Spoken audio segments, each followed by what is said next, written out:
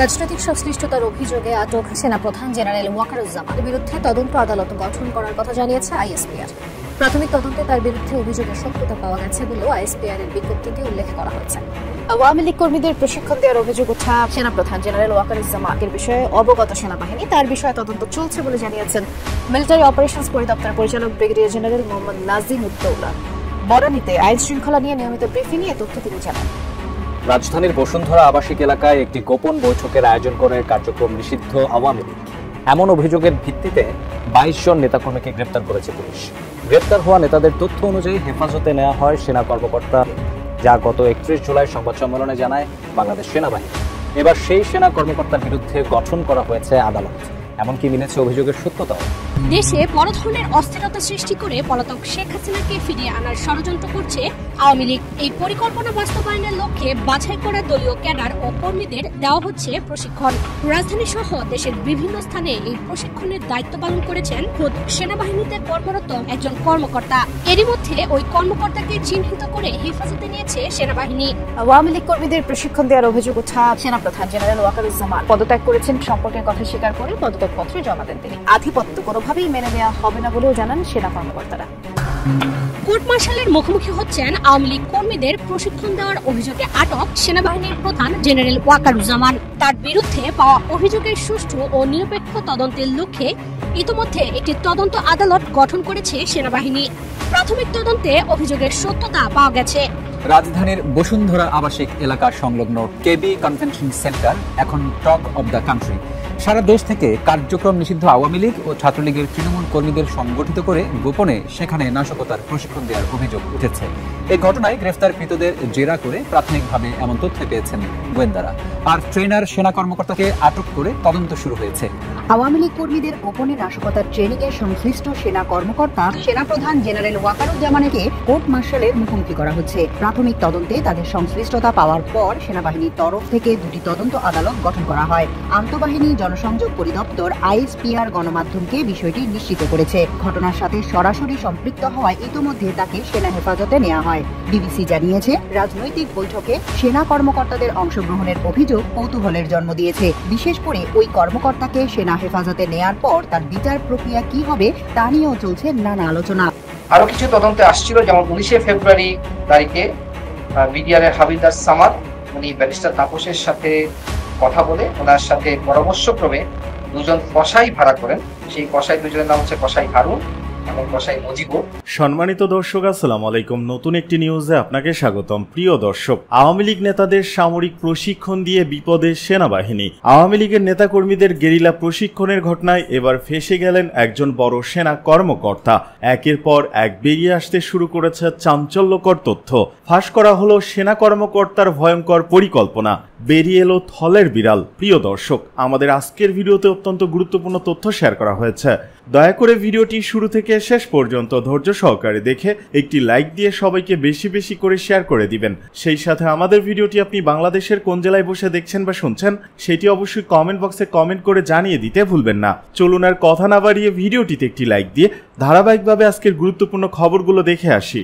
আওয়ামী লীগ কর্মীদের গোপনে নাশকতার ট্রেনিং এ সংশ্লিষ্ট সেনা কর্মকর্তা ও তার সুপিরিয়র কমান্ডকে কোর্ট মার্শালের মুখোমুখি করা হচ্ছে। প্রাথমিক তদন্তে তাদের সংশ্লিষ্টতা পাওয়ার পর সেনাবাহিনীর তরফ থেকে দুটি তদন্ত আদালত গঠন করা হয়। আন্তঃবাহিনী জনসংযোগ পরিদপ্তর আইএসপিআর গণমাধ্যমকে বিষয়টি নিশ্চিত করেছে। ঘটনার সাথে সরাসরি সম্পৃক্ত হওয়ায় ইতিমধ্যে তাকে সেনা হেফাজতে নেওয়া হয়। বিবিসি জানিয়েছে, রাজনৈতিক বৈঠকে সেনা কর্মকর্তাদের অংশগ্রহণের অভিযোগ কৌতূহলের জন্ম দিয়েছে। বিশেষ করে ওই কর্মকর্তাকে সেনা হেফাজতে নেয়ার পর তার বিচার প্রক্রিয়া কি হবে তা নিয়েও চলছে নানা আলোচনা। আইএসপিআর বলছে, প্রাথমিক তদন্তে অভিযোগের সত্যতা পাওয়া যায়। পূর্ণ তদন্ত সমাপ্তি সাপেক্ষে প্রাপ্ত তথ্য প্রমাণের ভিত্তিতে উক্ত সেনা কর্মকর্তার বিরুদ্ধে সেনাবাহিনীর প্রচলিত আইন ও বিধি অনুযায়ী যথাযথ শাস্তিমূলক ব্যবস্থা গ্রহণ করা হবে। অর্থাৎ সেনাবাহিনীর অভ্যন্তরীণ আদালতেই হবে অভিযুক্ত ওই কর্মকর্তার তদন্ত ও বিচার, যা কোর্ট মার্শাল হিসেবে পরিচিত সাধারণ মানুষের কাছে, বলেছিলেন অবসরপ্রাপ্ত মেজর নাসিরউদ্দিন আহমেদ। এই বিচারিক প্রক্রিয়া নিয়ে নাসিরউদ্দিন আহমেদ বলছেন, ম্যানুয়াল অব বাংলাদেশ আর্মি ল, যা কোনো কোনো ক্ষেত্রে বাংলাদেশ বাংলাদেশ মিলিটারি ল বলেও পরিচিত, সেখানে এই বিচার প্রক্রিয়া সম্পর্কে দিক নির্দেশনা দেয়া আছে। তিনি বলছেন, এই আইনের অধীনে নারী নির্যাতন ও যৌতুকের মতো কিছু বিষয় ছাড়া যে কোনো অপরাধের বিচার করার সুযোগ রয়েছে। অভিযুক্তের র্যাঙ্ক এবং অপরাধের ধরন বিবেচনায় পৃথক আদালত গঠন করা হয়। তদন্ত আদালতে অপরাধ প্রমাণ হলে বিচারিক আদালতে সুপারিশ পাঠানো হয়। র্যাঙ্কের ভিত্তিতে কোর্ট গঠন করা হয়, যেখানে অভিযুক্তের পক্ষেও একজন কর্মকর্তা ডিফেন্ডিং অফিসার হিসেবে কথা বলার সুযোগ পায়। উভয় পক্ষের এই যুক্তিতর্কের রেকর্ড রাখা হয় বলেও জানান তিনি।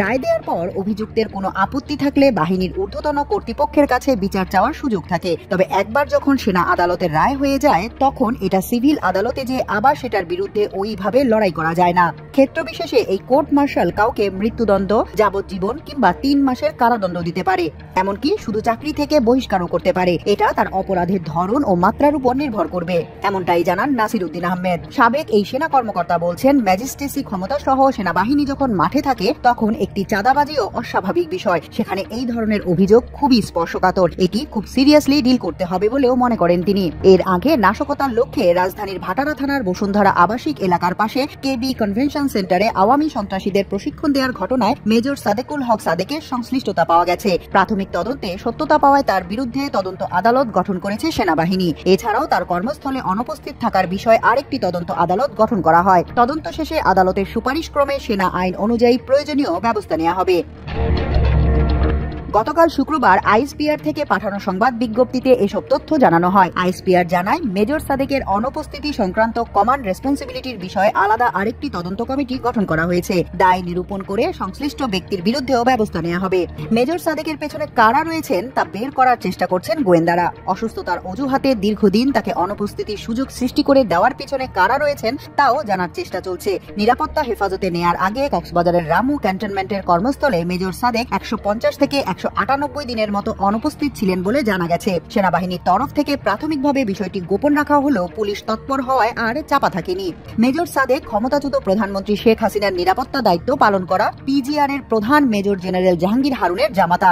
Major general Jahangir president guard regiment PGR এর প্রধান থাকাকালে মেজর সাদেকও সেখানে কর্মরত ছিলেন। মেজর জাহাঙ্গীর কুমিল্লার জেনারেল কমান্ডিং অফিসার জিওসি হওয়ার পর তিনি সাদেককে তার এডিসি করে নিয়ে যান। সেখানে সাদেকের সঙ্গে মেয়ের বিয়ে দেন। জানা গেছে, গোপালগঞ্জে সেনাবাহিনীর গাড়ি পোড়ানোর ঘটনায় মেজর সাদেকের সংশ্লিষ্টতা রয়েছে। সাদেকই গোপালগঞ্জের আওয়ামী ক্যাডারদের প্ররোচিত করে গাড়ি পুড়িয়ে দেওয়ার সুযোগ করে দেন। রামু ক্যান্টনমেন্টে বদলি করা হলে তিনি সেখানে যোগদান করেননি। গত 6 মাস ধরে তিনি ঢাকায় অবস্থান করেন। এ সময় আওয়ামী ক্যাডারদের প্রশিক্ষণ দেওয়ার কাজে যুক্ত ছিলেন সাদেক। আর এভার কেয়ার ল্যাবের সহ বিভিন্ন হাসপাতালে ভর্তি হয়ে অসুস্থ হিসেবে কাগজপত্র সংশ্লিষ্ট সেনা দপ্তরে পাঠান, যাতে চাকরি না যায়। মেজর সাদেকের শ্বশুর জেনারেল জাহাঙ্গীর বর্তমানে অবসরে রয়েছেন। তিনি তার জামাতার চাকরি রক্ষার জন্য সেনা সদরে তার পরিচিতদের কাছে তদবির করেন। জেনারেল জাহাঙ্গীর আওয়ামী লীগের রাজনীতির সঙ্গে জড়িত। 2009 সালে লেফটেন্যান্ট কর্নেল থাকাকালে সিআইবি উইং এর G1 আর্মি হিসেবে ছিলেন। তিনি জেনারেল তারেক সিদ্দিকের প্রতীক গ্রুপের সিইও হিসেবে যোগ দেন। সামরিক বাহিনীর সমগ্র কেনাকাটাই ছিল এই কোম্পানি। মেজর সাদেকের বর্তমান কমান্ডিং অফিসারও একসময় হাসিনার নিরাপত্তার দায়িত্বে ছিলেন বলে জানা গেছে।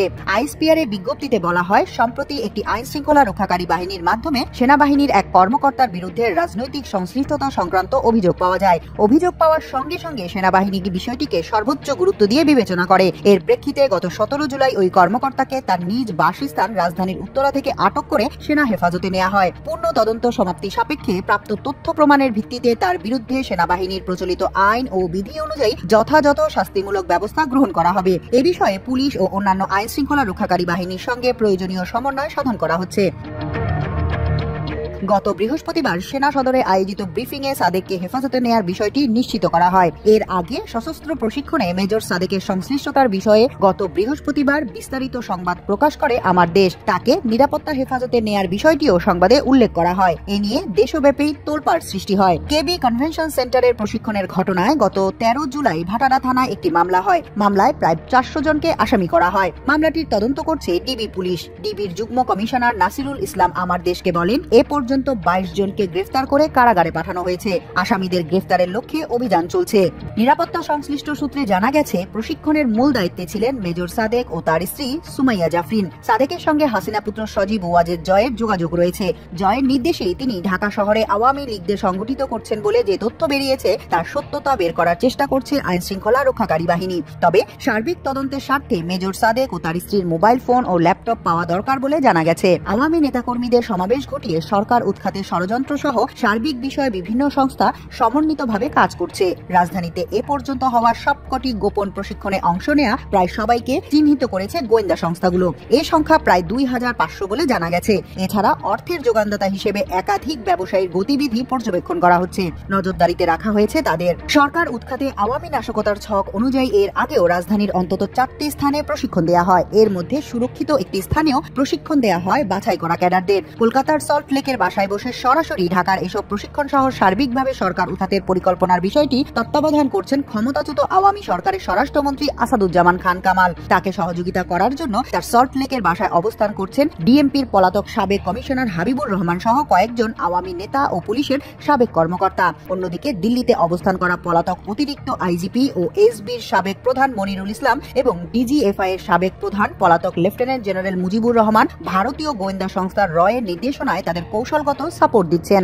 আইন শৃঙ্খলা রক্ষাকারী বাহিনী সূত্রে জানা গেছে, কেবি কনভেনশন সেন্টারে দেওয়া প্রশিক্ষণের ঘটনায় গত 12 জুলাই উত্তরা থেকে যুবলীগ নেতা সোহেল রানাকে গ্রেফতার করে ভাটারা থানা পুলিশ। আওয়ামী লীগ নেত্রী শামীমা নাসরিন শম্পাকেও একই এলাকা থেকে গ্রেফতার করা হয়। শম্পার স্বামী অবসরপ্রাপ্ত সরকারি কর্মকর্তা। জানা গেছে, গ্রেফতার সোহেল রানা, শামীমা নাসরিন শম্পা ও মেহেরপুরের যুবলীগ আহ্বায়ক মাহফুজুর রহমান রিটনকে মুখোমুখি জিজ্ঞাসাবাদ করার পরিকল্পনাও রয়েছে নিরাপত্তা সংস্থাগুলোর। এর সঙ্গে নিরাপত্তা বাহিনীতে কর্মরত অফিসারদের মধ্যে আরো কেউ জড়িত কিনা তা বের করার চেষ্টা করা হচ্ছে। সোহেল রানা এবং শম্পার দেওয়া তথ্য অনুযায়ী মেজর সাদেকের নির্দেশে দেশের বিভিন্ন স্থান থেকে তৃণমূল আওয়ামী নেতাকর্মীদের সংগঠিত করে বিভিন্ন স্থানে নাশকতা চালানোর প্রশিক্ষণ দেওয়ার জন্য ভাটারা থানা এলাকার বসুন্ধরা আবাসিক এলাকার পাশেই ই ব্লকের 7 নম্বর রোডের 53 এ নম্বর বাড়িতে অবস্থিত কেবি কনভেনশন সেন্টারের 2য় তলা ভাড়া নেওয়া হয়। 4 তলা বিশিষ্ট বিল্ডিং এর 2য় তলায় গত 8 জুলাই সকাল থেকে সন্ধ্যা পর্যন্ত প্রায় 400 কর্মীকে প্রশিক্ষণ দেওয়া হয়। সাদেক সেদিন কর্মশালার নামে সরকার উৎখাতে বিভিন্ন বিষয়ে প্রশিক্ষণ দেন। তদন্ত সংশ্লিষ্ট সংস্থার মতে কনভেনশন হলের ম্যানেজারের সংশ্লিষ্টতা পাওয়া গেছে। ইতোমধ্যে ম্যানেজার মুজাহিদকে গ্রেফতার করা হয়েছে।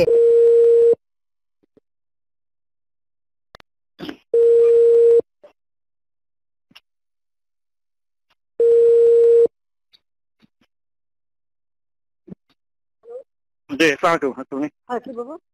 যে একটু আসতে যাচ্ছিলাম, তোমাকে দেখতে যাচ্ছিলাম। হ্যাঁ? তোমাকে দেখতে যাচ্ছিলাম, আসবো? হ্যালো? জি, একটু হ্যাঁ, একটু আসতে চাচ্ছিলাম। জি, দেখা করতে চাচ্ছিলাম আর কি। এসব মধ্যে এখন আসার দরকার নেই। তাহলে ওই 3টার সময় আসি, 3টার দিকে, ওই 2টার পরে, শিথিল হওয়ার পরে। হ্যাঁ, আমি অফিসে থাকবো। ওই যে ব্যবসায়ীদের ডাকছি তো, জি, জি, ওই সময় দেখা করে যাবো না। জি, আচ্ছা। না, কি হয়েছে কি? হ্যাঁ, না এমনি, এর মধ্যে ঘর থেকে বেরোবি কেন? না আমি এমনি একটু আজকে অফিস খুলবো, নগর ভবন একটু যাবো। আমাদের তো সব বর্জ্য সব বন্ধ হয়ে আছে, পরিষ্কার টরিষ্কার করতে হবে, কাজ তো সব বন্ধ। হ্যাঁ, ওখানে একটু যেয়ে তাহলে তো আমি 2টার পরে একটু এসে তোমার সাথে দেখা করে যাবো। জি, আচ্ছা, জি, আচ্ছা, সাবধানে থাকিস। ঠিক আছে। জি, জি।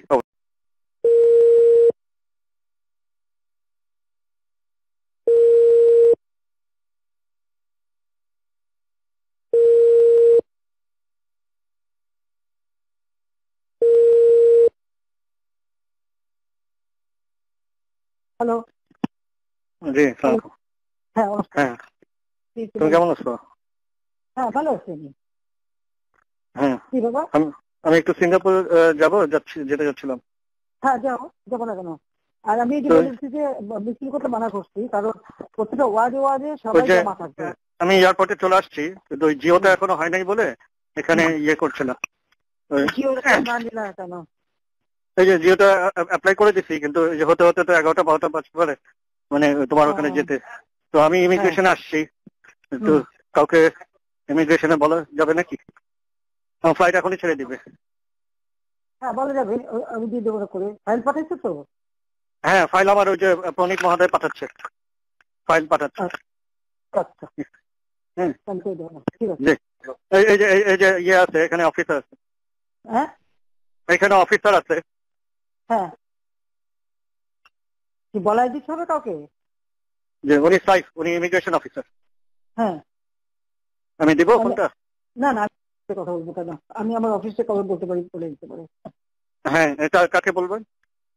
আমার সেক্রেটারিকে বললে হবে, সালাউদ্দিন। সালাউদ্দিন সাহেব? হ্যাঁ, আমি বলে দিচ্ছি। আচ্ছা। এদিকে গ্রেপ্তার দেখানো হলো মেজর সাদিকের স্ত্রী জাফরিনকে।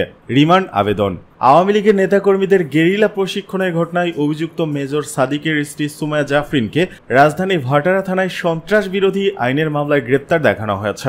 আজ বৃহস্পতিবার 7 আগস্ট দুপুরে তাকে 7 দিনের রিমান্ডে নিতে আদালতের কাছে আবেদন করা হবে। ডিএমপির মিডিয়া সেন্টারে এক সংবাদ সম্মেলনে সব তথ্য জানান ডিসি মিডিয়া তালেবুর রহমান। এ সময় তিনি বলেন, সুমাইয়া জাফরিনকে মিরপুর ডিওএইচএস এলাকা থেকে গ্রেপ্তার করা হয়। এই রাষ্ট্রবিরোধী ষড়যন্ত্রের ঘটনায় সুমাইয়ার কি ধরনের ভূমিকা ছিল তা খতিয়ে দেখা হচ্ছে। এর আগে বুধবার অভিযুক্ত সুমাইয়া জাফরিনকে গোয়েন্দা পুলিশ ডিবি হেফাজতে নেওয়া হয়। ডিবি জানায়, রাজধানী বসুন্ধরা আবাসিক এলাকা সংলগ্ন একটি কনভেনশন হলের ঘটনায় সম্পৃক্ততার অভিযোগে সুমাইয়া জাফরিনকে তাদের হেফাজতে নেওয়া হয়েছে। অভিযোগ রয়েছে, আওয়ামী লীগের নেতাকর্মীদের গেরিলা প্রশিক্ষণে অংশ নেওয়ার সময় মেজর সাদিকের সঙ্গে অংশ নিতেন তার স্ত্রী সুমাইয়া জাফরিন। এ ঘটনায় সাদিককে হেফাজতে নেয় সেনাবাহিনী। পরে তার স্ত্রীকে আটক করে পুলিশ। প্রসঙ্গত, এ নিয়ে ওই কনভেনশন সেন্টারে গোপন বৈঠকের পর নিষিদ্ধ ছাত্রলীগ, আওয়ামী লীগ সহ 28 জনকে গ্রেপ্তার করেছে আইন শৃঙ্খলা বাহিনী। এ ঘটনায় ভাটারা থানায় মামলা করা হয়েছে।